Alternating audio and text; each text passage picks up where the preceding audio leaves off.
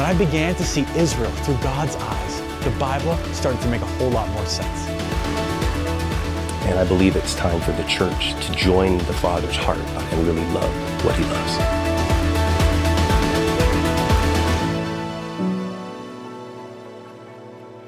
Have you ever wondered what really happened to the Israel that God intended?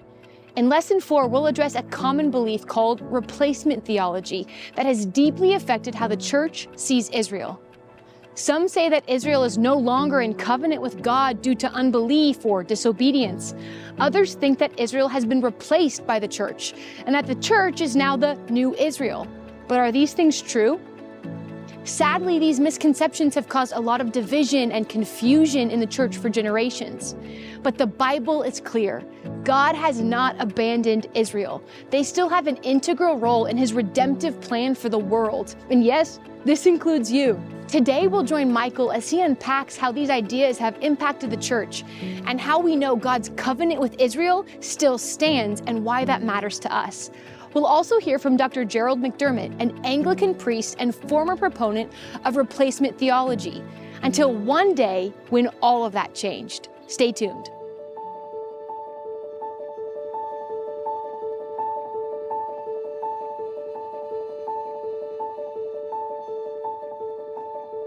Identity theft is a real threat in our world of digital banking and commerce.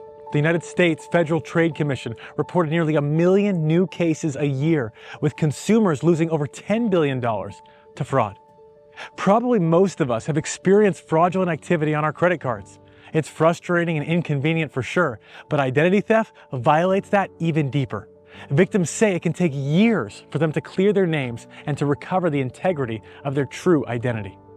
Although it's a threat in the natural, identity theft is a more real, more costly, and more devastating threat in the spiritual realm. Satan is in the business of identity theft. He lies to us about our inheritance as children of God. He deceives many into thinking a false version of ourselves would be better, more likable, maybe even more successful than our true God-given design. It's exhausting and it's disheartening to try to conform into something we were never meant to be. And it's a tragedy to lay aside God's best, yet many of us are susceptible to this lie. By the early 2nd century, Satan had already implemented a plan to distort Israel's true identity. Israel's story is a major part of our Bible, providing the context from which our foundational truths of faith are revealed, like love and worship, righteousness and forgiveness. These truths shape our identity in God and our relationship with Him and others. What does it communicate about God's character if Israel's identity is vulnerable? Does He keep His promises? The psalmist said, "The God who keeps Israel will never slumber nor sleep." Satan introduced a dangerous doctrine into the early church called replacement theology, which presents an altered view of both Israel and the church.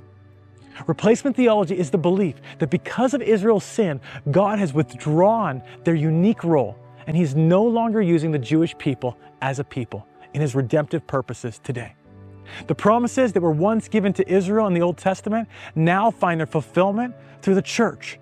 Simply stated, Israel is rejected and the church is accepted. Is it true? Has God rejected Israel as a whole? Have the biblical promises been transferred to the church to the exclusion of the Jewish people? As we look into this critical topic, we'll find that replacement theology has been a two-pronged weapon for centuries, distorting Israel's identity and causing confusion and division in the church.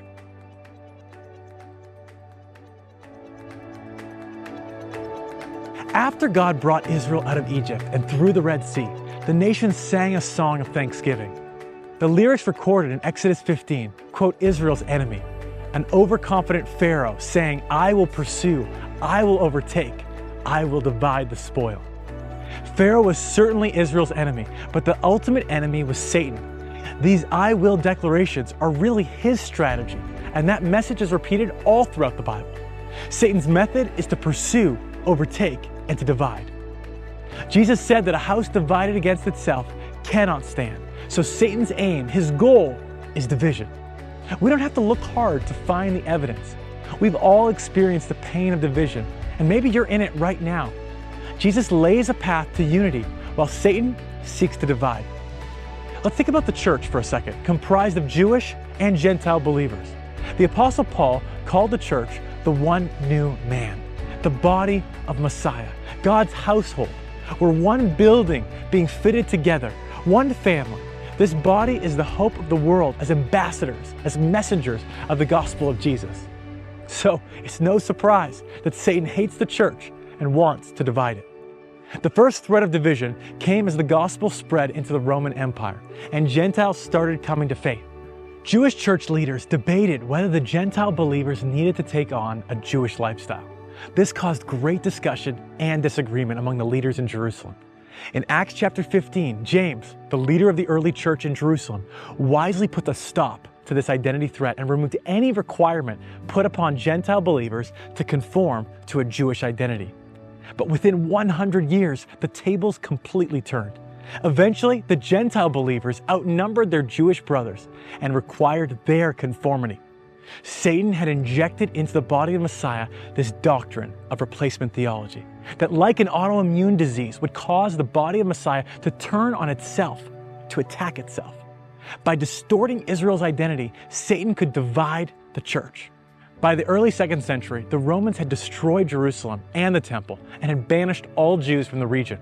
A cultural hatred towards the Jewish people existed, and sadly, it bled into the church.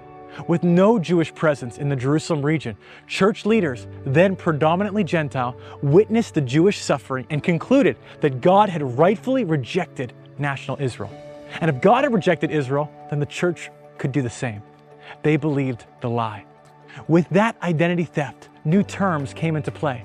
The church started calling itself the New Israel and the true spiritual Israel. Jewish people as a whole were accused of killing Jesus, and the terms Christ killers and deicide were freely expressed within the church. Despite the absurdity of these claims, the accusation lit a green light to demonize all Jewish people. Are the Jews, as an entire people, for all time, guilty of Jesus' death? What part did the Romans have? Was it my sin that put Jesus there? Was it yours? How about all of ours?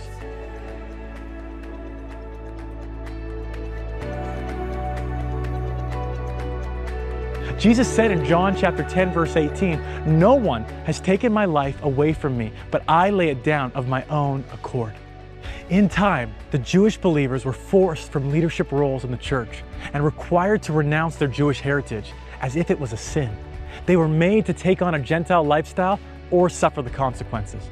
The church, once made up of Jewish and Gentile believers, equal members with distinctions, distanced herself from her Jewish roots and persecuted the Jewish members. In the decades that followed, Gentile church leaders further sowed seeds of hatred for the Jewish people in their sermons and in their teachings. The Apostle Paul said that the law of God is holy, but early church leader Justin Martyr asserted the law was given to the Jews as a punishment. Tertullian said Jews were always unworthy of election, and now they have lost it, and God's choice has now been transferred to the Gentiles, who are capable of living at a higher level than the Jewish people. Augustine said the church admits and knows that Jewish people are to be cursed.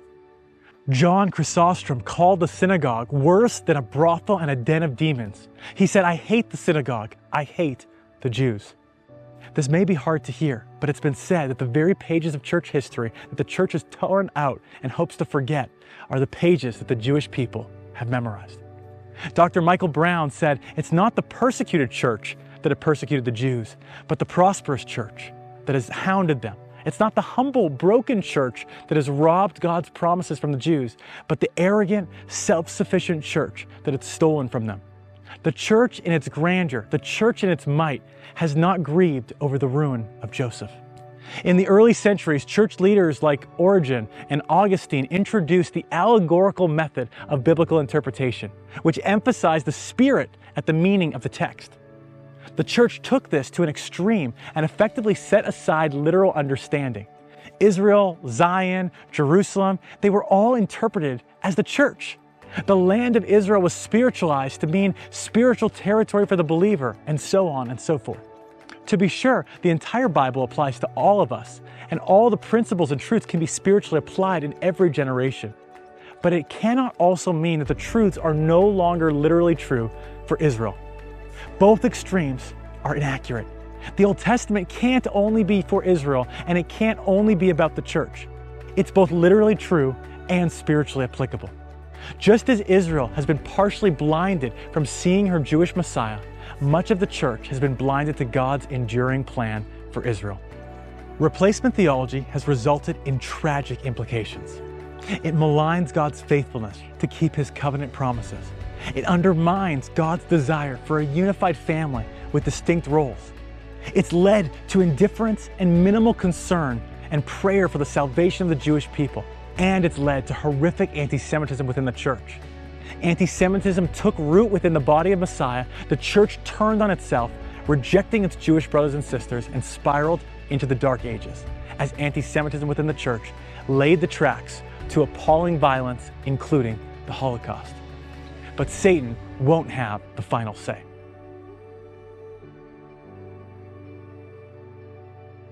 In 1 Samuel 30, we learn that the Amalekites, Israel's mortal enemy, raided Ziklag, the city where David, his army, and their families all lived. The attack occurred when David and his men were away on a mission. They returned to find their wives and their children taken captive, and their city was destroyed by fire. They were horrified, greatly distressed. David sought the Lord and asked what he should do. And in 1 Samuel chapter 30, verse 8, we read the Lord's reply. The Lord said, "Pursue, for you shall surely overtake them, and without fail recover all." Pursue, overtake, and recover all. That is God's sovereign word over Satan's strategy to pursue, overtake, and divide. God will recover all. David and his men did exactly what God had instructed and recovered all that the Amalekites had taken. Nothing of theirs was missing. David brought it all back. All God has declared over Israel and for the church, the body of Messiah, will come about. Each will see their maturity and purposes fulfilled in God's timing. What the enemy has stolen will be recovered because of the victory Jesus has purchased. It's true over Israel, and it's true over the church, and it's true in your lives as well. God is willing and able to recover all the enemy has stolen in your life. Paul wrote in Romans chapter 11 that the gifts and calling of God are irrevocable. They cannot be taken back. One day soon, Israel's true identity will not be in question, and the church will come into her full beauty as the Bible describes in Ephesians chapter 5, presented to Jesus as holy and blameless, without spot or wrinkle or any such thing. Over the centuries, there have been dangerous streams of anti-Semitism and replacement theology within the church. But there have also been beautiful streams filled with believers who have held unwaveringly to Israel's God-given identity and the prophetic promises of their restoration to the Messiah. Groups like the Moravians and the Puritans held firm to this truth and prayed into the fulfillment that will come. Mighty preachers and theologians like Charles Spurgeon passionately declared Israel's full restoration long before the rebirth of Israel in 1948. The family of God is awakening in our day to see Israel through the Father's eyes, not as rejected or replaced, but as loved and with a future. Where will you stand? Will you call rejected what God has called beloved? As the days draw near to the return of Jesus, the Bible says anti-Semitism will rise and the nations of the world will come against Jerusalem. Who will stand with Israel? The Bible declares a refined, glorious church will, true men and women of God who have been nourished by the rich sap of the olive tree that Paul spoke of in Romans 11. That sap flows from a Jewish root. Back to Ziklag, the scripture says that David encouraged himself in the Lord, and then he went out in obedience and power in order to pursue, overtake, and recover all that God had given. Let's do that today. Let's be encouraged in the Lord today. Let's be strengthened in His Word, and let's contend for all God has promised to become that beautiful bride that Paul describes. Let's stand with the Jewish people worldwide and contend in prayer and love for that great recover all. For truly, the gifts and callings, the very identities given by God, are irrevocable.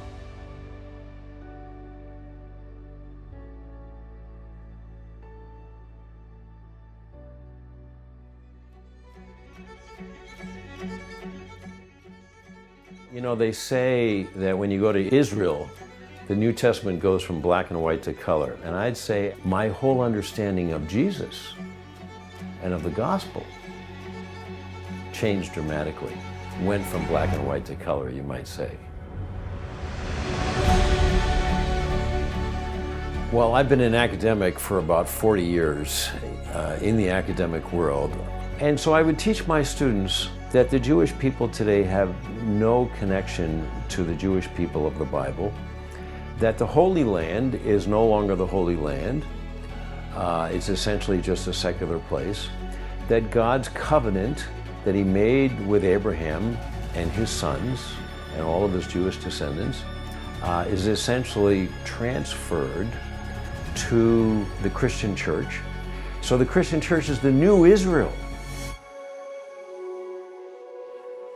I was leading a church tour of Israel about 25 years ago. I gave the traditional interpretation of church in Israel and Jesus and the gospel, but our guide, whose name is Baruch Kavaznika, took me aside several times during the trip, and very humbly and very politely, privately, would say, "Jerry, have you ever read so-and-so?" And I'd say, "No, I've never heard of that scholar." "But what about such a book?" I never heard of that book. And I was humbled because I realized he was suggesting in his own humble way that I was wrong in what I was saying. And I went back to the States and I started looking up these scholars and these books and these articles. And I discovered that there was a mountain of literature challenging almost everything that I had said about Jesus and the gospel and the Jewish people and Israel. So the books and articles led me to more books and articles, and all of a sudden I went back to the Greek New Testament, and I was blown away. The first verse I think that blew me away was Romans 11:28, where Paul is explicitly talking about his brother Jews. Nevertheless, he says in verse 28, they are still beloved. He's talking specifically in verse 28 about the ones who have not accepted Jesus. And he says, nevertheless, they are still beloved because of the fathers. So they're still the chosen people. Then in the next verse, he says, the gifts and the promises are irrevocable. That means not repented, not changed. Now, the number one gift in the first century for all Jews was the land. The number one promise is for the Jews to be God's chosen people. Now, these two verses just blew me away. And then, very familiar verses in Matthew 5, from verses 17 through 19, where I started to see, right on the surface of the text, where I'd never seen them before because I've been trained not to see them. Jesus, and Jesus is pretty important in the Christian faith. Jesus says, I have not come to abolish the law or the prophets. Now that's code for all the Old Testament. Jesus is clearly affirming that the Jews are still the chosen people and the land is still a holy land. I began to see that Jesus was far more Jewish than I had ever imagined. That Israel is far more a part of the gospel than I had ever imagined. That the Christian faith has done a poor job at understanding these things and has treated the Jewish people in horrendous fashion, which led indirectly, but in some ways directly, to the Holocaust. If the land of Israel is still holy, what does that mean for my faith? Jesus said, blessed are those who hunger and thirst for righteousness. Are we still hungering and thirsting for more righteousness and more understanding of who He is and what the gospel is? I would challenge you all to not be complacent, not be self-satisfied, but to hunger and thirst for more.